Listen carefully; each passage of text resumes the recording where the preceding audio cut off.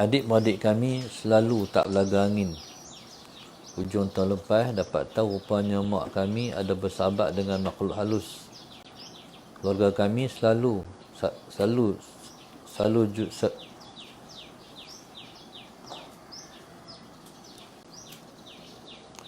keluarga kami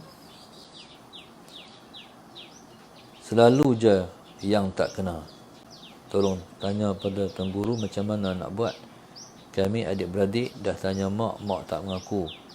Benda tu selalu mengganggu anak-anak dan cucu-cucu. Menantu dia tak kacau. Dah berubat banyak tempat tapi macam tak berhasil lagi. Allahumma salli ala sayyidina Muhammad. Baik. Yang pertama sekali, Allahumma salli ala sayyidina Muhammad. Isu berkaitan dengan makhluk halus ni. Baik, Allahumma salli ala sayyidina Muhammad. Ataupun kita panggil jin. Baik, Allahumma salli ala sayyidina Muhammad. Orang dulu-dulu Allahumma salli ala sayyidina Muhammad. Dia panggil, kalau bahasa kita panggil membelah. Belah jin. Allahumma salli ala sayyidina Muhammad. Baik. Jin ni ialah Allahumma salli ala sayyidina Muhammad, makhluk Allah Subhanahu wa taala yang tidak ada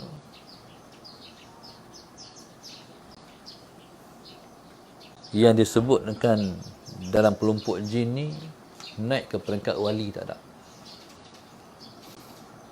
Jin ni kalau dia ada pun orang dia ada pun baik, dia hanya duduk di martabat orang soleh je. Dia tak duduk di peringkat wali, tak ada wali di kalangan jin. Di sana ada satu ungkapan yang orang sebut Allahumma salli ala sayyidina Muhammad. Manusia ni Allahumma salli ala sayyidina Muhammad. Jahat manusia ni tentu duduk sebaik-baik jin. Nah, abang kata jin ni memang passion dia jenis tu. Jenis jahat. Walaupun dia ada jin yang baik, tapi passion dia Allahumma salli ala sayyidina Muhammad, nak buat jahat juga.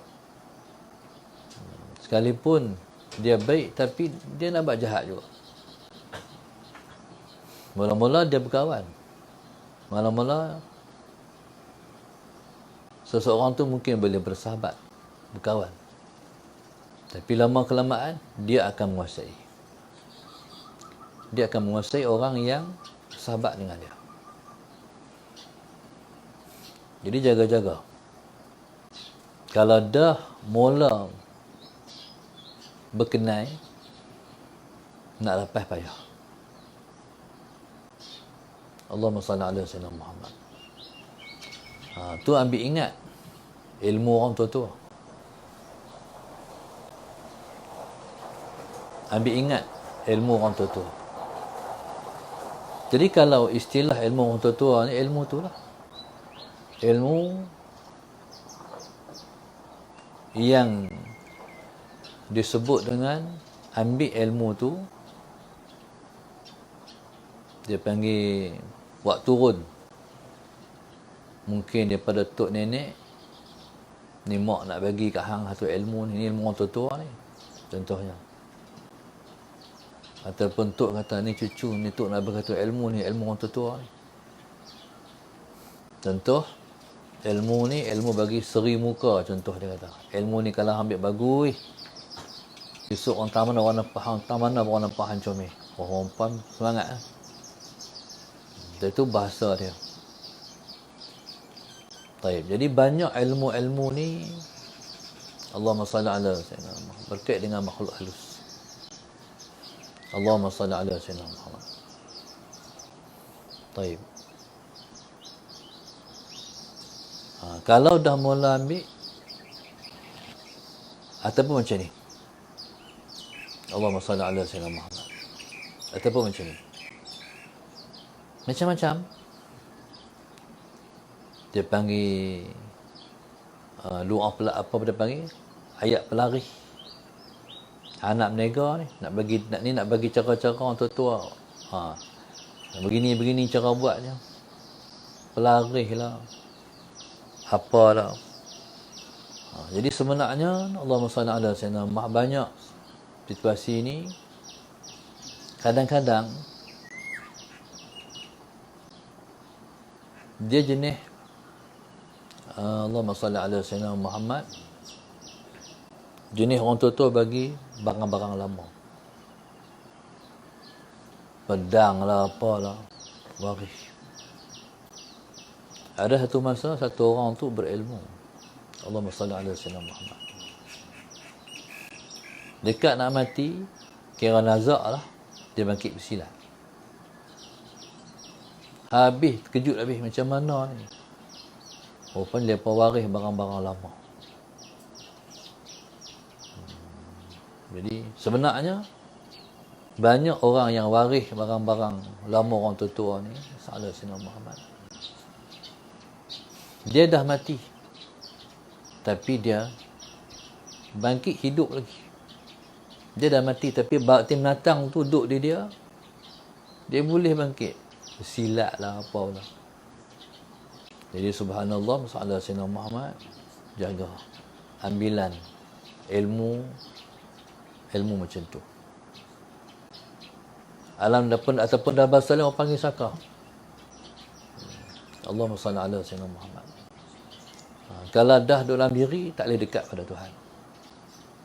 Kalau menatang tu dekat dengan diri, tak boleh dekat dengan Tuhan. Dia berat nak buat baik. Allahumma salli ala sayyidina Muhammad. Baik, jadi sebab itu Allahumma salli ala sayyidina Muhammad, kalau kita nak ambil daripada sumber yang sahih. Doa-doa yang kita wariskan daripada guru demi guru sebelumnya. Allahumma salli ala sayyidina Muhammad. Tapi kalau ilmu orang tua, tu bahasa dia. Jadi ilmu ni, kalau jin, dia akan porak-perandakan rumah tangga. Bahkan berpisah suami isteri, dengan sebab dia duduk sekali dalam rumah. Mungkin Allahumma salli ala sayyidina Muhammad, sahabat dan sahabat boleh berpisah. Allahumma salli ala sayyidina Muhammad. Mungkin guru dengan murid pun boleh pisah juga. Jadi sebab dia tak boleh duduk di antara nar dan nur. Hak jenis jin ni dia panggil nar. Hak jenis para ulama dia panggil nur. Allahumma salli ala sayyidina Muhammad. Sebab tu orang yang aimah ilmu macam tu, dia tak boleh tentang mata dengan orang yang ada nur. Dia panas, dia tak boleh duduk. Allahumma salli ala sayyidina Muhammad. Dia merosakkan keluarga. Jadi contoh di sini, macam kita tengok di sini, jadi makhluk ni kacau, adik-beradik. Allahumma salli ala sayyidina Muhammad. Tapi dia tak kacau menantu menantu. Dia kacau anak-anak dan cucu-cucu. Jadi masalah sayyidina Muhammad. Cara nak buat macam mana? Berubat banyak tempat, tapi masih belum berhasil. Berubat ni jangan pergi cari bomoh. No? Berubat jangan pergi cari bomoh. Takut kita melangkah, silap langkah, bukan dia berkurang, tapi makin bertambah. Makin bertambah tu, Allahumma salli ala sayyidina Muhammad, tak kurang. Tak kurang. Jadi kalau makin bertambah, masih dia buh balik. Dia buh lagi sebab dia suruh main kat dia lagi. Betul, ubat lagi. Faham tak? Jadi bomo ni dia ada pengkeras dia. Tak ada pengkeras, kena bayar. Jadi macam duk dalar lah. Allahumma salli ala sayyidina Muhammad. Macam duk dalar. Bila mana kita kata ubat dah jadi perniagaan. Orang buat bagi sakit, mencipta penyakit untuk orang beli ubat. Jadi macam itulah bomoh pun. Ditambah lagi sebab dah suruh main ada lagi. Allahumma salli ala sayyidina Muhammad. Jadi kalau berubat tak berhasil ni, sebab tak jumpa lagi lah. Allahumma salli ala sayyidina Muhammad.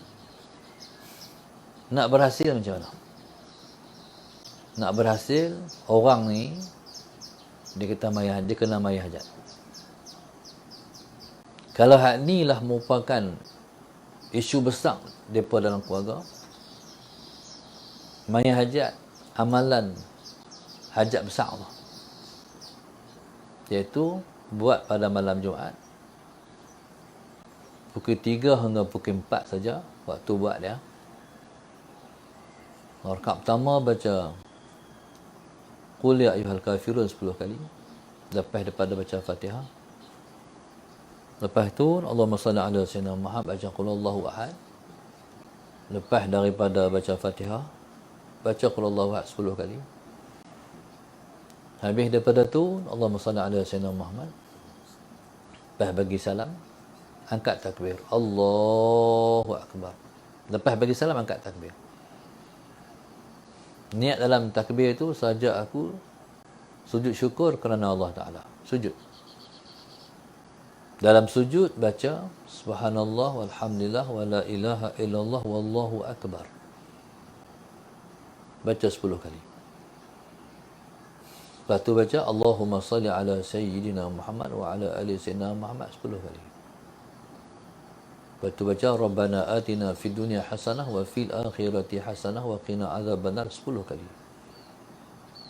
Lepas tu baca Iqra bismi rabbikal ladzi khalaq, baca surah Iqra bismillahirrahmanirrahim, Iqra bismi rabbikal ladzi khalaq sampai habis. Lepas tu dalam hati minta satu niat, bukan banyak niat, satu niat hak tu tadi tu. Isunya isu apa? Isu jin menguasai rumah tangga, keluarga sampai pecah adik-adik. Minta Allah tolong lepas. Ni habis dah. Kalau ni habis cara.